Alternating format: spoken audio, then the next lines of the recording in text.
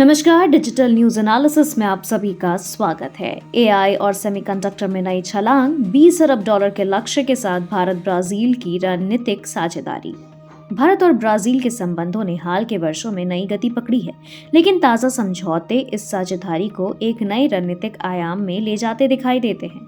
नई दिल्ली में हुए उच्च स्तरीय वार्ता के दौरान भारत के प्रधानमंत्री नरेंद्र मोदी और ब्राजील के राष्ट्रपति लुइज इनाशियो लुआ दा सिल्वा ने critical minerals, semiconductor, artificial intelligence, digital technology और कोस्टल सेक्टर में सहयोग को विस्तार देने पर सहमति जताई है।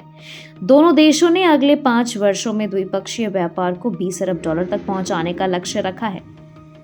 वैश्विक अर्थव्यवस्था तेजी से हरित ऊर्जा, इलेक्ट्रिक व्हीकल्स और हाईटेक मैन्युफैक्चरिंग की ओर बढ़ रही है। ऐसे में लिथियम, कोबाल्ट, निकेल और रेयर अर्थ एलिमेंट्स जैसे खनिजों का महत्व बढ़ गया है।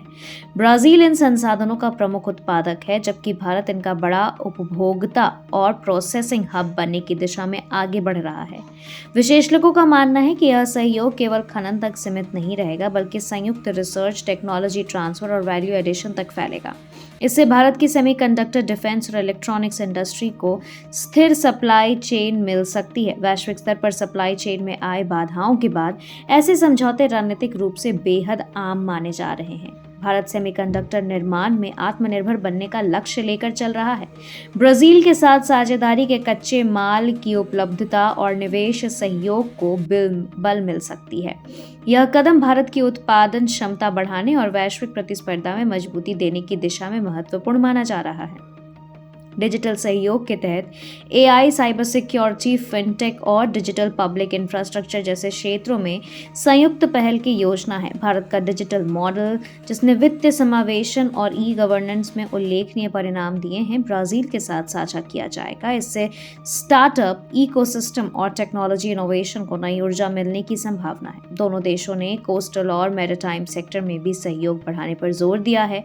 पोर्ट डेवलपमेंट, समुद्री सुरक्षा और ब्लू इकोनॉमी जैसे क्षेत्रों में संयुक्त परियोजनाएं लॉजिस्टिक्स लागत कम करने और व्यापार को सुगम बनाने में मदद कर सकती है। चूंकि भारत और ब्राजील दोनों ही बड़े समुद्री व्यापारिक राष्ट्र हैं, इसलिए यह साझेदारी दीर्घकालिक आर्थिक लाभ दे सकती है। यह समझौता केवल आर्थिक सहयोग तक सीमित नहीं है। वैश्विक मंचों पर विकासशील देशों की आवाज को मजबूत करने में दोनों देश सक्रिय भूमिका निभाते रहे हैं।